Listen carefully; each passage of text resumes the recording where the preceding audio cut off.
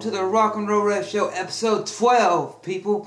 With your host, me, Chris Levi 13. I just did my musical segment for you people at the beginning of the show, playing a little bit of my acoustic guitar, people, so that I'd been being the same old funk of playing that Fender like I always show you people, and I hope you like it. But let's get away to the R&RW Show. As you know, in WWE, they recently had their pay-per-view, Hell in a Cell. It wasn't one of their greatest pay-per-views of the year, but it was an okay pay-per-view. And that pay-per-view had one of the matches, which was Alberto Del Rio versus Randy Orton. Some people say it was the match of the night. I say it was a pretty okay match from what I've seen, But the best part of the match was when Alberto Del Rio was going for a move that I forgot the name of, people, but out of nowhere, Randy Orton hits the RKO. I say Randy Orton does the RKO like, whoa, when he does it sometimes. Because he hit it out of nowhere. He hits it when people come off top row, bottom row, whatever, somebody's coming, he just hit the RKO out of nowhere. And Randy Orton, hitting the RKO, picked up the win over Alberto Del Rio. And I just gotta say, it's one of Alberto Del Rio's best matches in recent history. Because, you know why? It wasn't against Sheamus. That's just me. Then you had WWE Tag Titles match, which was Team Roller Scholars versus Hell No. Pretty back and forth match, as it always is when Hell No gets in a match. You know how they are. But it seems Roller Scholars beat Hell No, but Hell No keeps their titles because it was in disqualification. Which I think that if Roller Scholars gets another shot, I think they can beat Team Hell No of Kane and Daniel Bryan. Because I think Damon Shadows and Cody Rhodes would be pretty good with the titles on their own. They might bring a different spin to it, And I'd like to see how if Kane and Daniel Bryan would want to keep Hell No if they lost titles, Then you had another tag team match. Kind of a filler match, as you say. Rey Mysterio and Sin Cara, a team I call the Flying Trapeze, versus PTP, Primetime Players. Rey Mysterio and Sin Cara defeated Primetime Players, because Primetime Players aren't that good. I mean, they're good, they got good gimmick and all that, they could be tag team title holders one day, but it seems like Rey Mysterio and Sin Cara were better than them. The Flying Trapeze, people. And then next match was a title match. U.S. title match with champ Antonio Cesaro versus Justin Gabriel. I say Justin Gabriel, man, that dude's got some good shit in him, man. He does stuff that I just like. And Antonio Cesaro, I like him too, because ever since his indie career, when I watched him in ROH and PWG and all this stuff, man, he just has a great work ethic, And his finisher is just, whoa, the neutralizer. I love it, man. Antonio Cesaro beat Justin Gabriel and retained his title, as always. So who will Antonio go against? It looked like on Monday Night Raw that he's going to, Monday Night Raw and after I've been seeing social media and all that he wants to go after R-Truth, because R-Truth came in for the save on Kofi on Raw. We'll just have to wait and see. But at Hell in a Cell, he beat Justin Gabriel. Then you had the Divas match. Divas match, Eve versus Layla versus Kaitlyn. Everyone knows Kaitlyn is my favorite WWE Diva of all time right now. Well, not of all time, but it's currently in WWE. And I see her being WWE Divas Champion down the road. Because she's got a good work ethic. She works her ass off. But the match was versus Eve, WWE's champion, versus Layla and Kaitlyn. Eve picked up the win over Layla and Kaitlyn and retains her title. Divas match is what a Divas match is. It's not the best match, but it wasn't sucky. Now, and then you had the match, which was the only match in the Hell in a Cell, which was Punk versus Ryback. Pretty back and forth match. Ryback had most of that match. He had most of the upper hand in most of that match. Until Brad Maddox, the referee, if you remember, Brad Maddox was also the referee that screwed Punk out of a match one time when he versus John Cena. But Brad Maddox, towards the end of that match, when it looked like Ryback was going up for the shell shot, boom! Right before he could hit it, Brad Maddox, uppercut to the nuts, or low blow, as they call it, to Ryback, made him drop CM Punk, and CM Punk got the quick win, and Ryback just seemed to said, feed me more, got on Rampage, went after Brad Maddox, hurt him, and then he went after CM Punk, chased CM Punk on top of the thing, because he was mad because he lost his match, And when they were on top of the cell, he held CM Punk up, looked around at the crowd for a second, and then BAM! Shell Shock on top of the Hell in the Cell. You know? Crazy, crazy Hell in the match. I think if it had been any other referee besides Brad Maddox, one referee that I do not like, Ryback would be new WWE Champion. And in another match, you had Big Show versus World Heavyweight Champion Sheamus. You know? It took 2 WMDs, weapon of mass destruction, hits, to knock out Sheamus and for Big Show to get the win and become new United States Champion. I hope Big Show holds this title for a long time and becomes a great, great World Heavyweight Champion. And they don't just have somebody come in there and get his 15 minutes of fame and not make him, you know? Because Sheamus has been a guy that deserves it, you know? And in another match, you also had Kobe, who is the Intercontinental Champion, versus The Miz for the 3rd time in like a week, you know? And Kofi picked up the win, defeating him. Now, as you've seen on Monday Night Raw, he had to talk about Survivor Series here and there, back and forth stuff. He had Shane, you know, he had Punk to come out and say his things like, I want to hand the title, I'll beat him, even though the referee was this, you know. But at the end of the night, you had Foley come out, and you had Team Foley, and you had Team Punk. Team Foley was Team Hell No, which is Kane and Bryan. And you had Randy Orton, you had Ryback, and you had Kofi Kingston on that team. Versus Team Punk, which is CM Punk himself, Rhodes Scholars, which is Cody Rhodes, and Damon Sandow. You had The Miz, and you had Alberto Del Rio. And that's the 2 teams that are going to be fighting at this year's Survivor Series. Team Punk versus Team Foley. You know? And I hope that, just because I'm the guy I love Team Hell No, because they're funny as hell, I'm the tag team champion. I hope that, and I love Kofi ever since he got in WWE. He's just one of my favorites. I hope that Team Foley beats Team Punk at Survivor Series, you know? And then you have this other thing, which I call the stupidest storyline. Rip off of TNA, AJ, and John Cena going on even more. I just gotta say, I hate that storyline in the story. It's kind of a storyline, you know? Now, moving on to TNA, you have set 2 matches that I know right now are set for Turning Point, Austin Aries versus Jeff Hardy for the TNA World Heavyweight Champion. Jeff Hardy, he looks great with that belt on, man. I love that Jeff Hardy is TNA World Heavyweight Champion because he redeemed himself. He's worked himself backed up. He doesn't do the stuff like he used to. And he's worked his ass off to become champion, you know, and I like it. Then you also have, set for that show, is Chavo and Hernandez versus Christopher Daniels and Kazarian for the tag team titles. I see Chavo and Hernandez beating those guys and winning at Turning Point again against them, you know. Another thing that kind of throws me for a loop in TNA is that it happened at their last pay-per-view, Devon being revealed as one of the members of the Asus of 8. Because, I mean, they threw me for the biggest swerve in TNA history, I think. One of the biggest, if not, you know.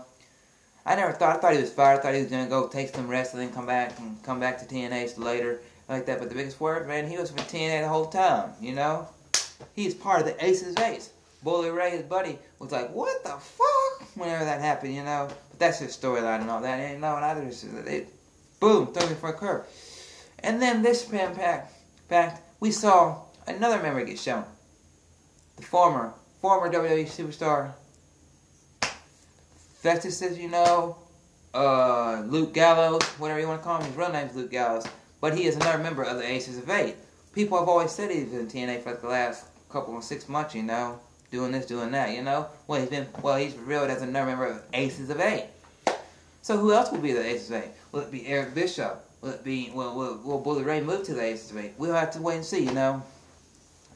But I hope that whoever is the Aces of 8 is a good team, you know. Versus Sting, Bully Ray. It seems now that Kurt Angle wants to get into it and all that, you know. And now you got to go to the Knockout Champs. You got Knockout, you know. Just the knockouts are pretty damn good. I like them. You got Knockout Champ, Knockout Champ Tara. You know, she is good looking. God damn. But the best looking diva in Knockout in TNA is Mickie James. And I hope Mickie James comes back and wins the Knockout title. You know. Now another note in TNA is to, one little quick note before I move on to my next topic, is that you got TNA Knockout Tag Team Championships. And the champs are supposed to thank Eric Young and ODB. Two people I respect, like, and stuff like that. But people around the world, YouTubers, TNA followers, WWE followers, do you think a mixed tag team like that should be TNA Knockout Champions? When they don't really defend the titles, they ain't really showing the titles, and they really don't have no other, you know? I guess TNA just don't have no women tag team to put it together and go against them, you know? And that's why they just have them on the titles. Well, if they're going to do that, why don't they just vacate the titles? You know? Get rid of the title. You know? But that's just what I think on it. So I say TNA is doing better than WWE right now. And I hope that Survivor Series gets built to be big. And I hope that Turning Point gets big, you know? I'm going to be watching both of them. And you hear my reactions, my results, straight on the R&RW show. And as you always know, my favorite indie guys are Kevin Steen, Jay Lethal, Eddie Edwards, and guys like that. You know? Now, let me turn the page in my little R&RW booklet to my music topics, people. We've got my recently in music. Guys, I've recently got back into the bands like Sum 41, Yellow Card, and Switchfoot started because I started looking them up, and like I was like, I wanted some music, so I looked them up, and you know. And one of my favorite songs by Switchfoot that I've been listening constantly is Afterlife by Switchfoot. It's a great song. But I recently got back into those three bands, Yellow Card, Sum 41, and Switchfoot, because I just was like looking for music, you know, and looking for something, you know, and I started listening to all their stuff from their early days to their nowadays, and those bands are great American rock bands that have stayed constant throughout their career, you know. I like them, you know. Now, another topic that I seen, somebody that came across me, that somebody wanted me to do in my music topics, it's like, who do I like better, Drake or Chris Brown? Easy question. I love Drake more than I love Chris Brown, because Chris Brown, after what he did to Rihanna, I can never respect him anymore. But even before what he did with Rihanna, I never really got into Chris Brown's music. I was always more of a Drake fan, because Drake raps with Lil Wayne, he raps with Eminem and all that, and I just love it, you know? Drake to me has a better flow and rhythm ability than Chris Brown. That's just my opinion. I know other people have things to say, and if you have things to say, just send it to me, you know? Now, another thing that got thrown at me, what's my thoughts on music around the world? There's tons of music around the world. There's bluegrass, there's rock, there's metal, there's rap, there's pop, there's folk, there's all types of music around the world, and I just love the music. I'm from America, I'm from Tennessee, the home of the rhythm and the town, the word blues, and the home of rhythm and the blues, rock and roll and all that, Elvis, Memphis. I love the music from around here, you know, it's great music. Music around the world is great, wherever you live. If you live in England, Japan, Australia, which I know a lot of guys from, wherever you live, you know, music is just, the world is just a melting pot for music, you know, and I just love music, you know. Like I love playing music, you know, you see me all the time. I play drums, I play electric guitar, I play acoustic guitar, I try to sing, I play bass, I played trumpet before, done like that. Music around the world just a big influence on me as a musician. And I know I don't do my music topics that good, but I'm trying to get better at them, you know. And music around the world, one of my favorite some of the favorite things is that you really don't hear me talk a lot about it. I really do like some of the new country artists like Jason Aldean, Brad Paisley, Luke Bryan, Eric Church, guys like that, man. They're just great on the guitar and great on the music, and they got some songs that I just love, and I'm learning some of their songs, you know. Now another thing, it's back to a little bit of music, a little bit of wrestling. Best WWE or TNA theme songs. Well, I'll do it like this. I'll do WWE, TNA, and then I'll do out of all of them.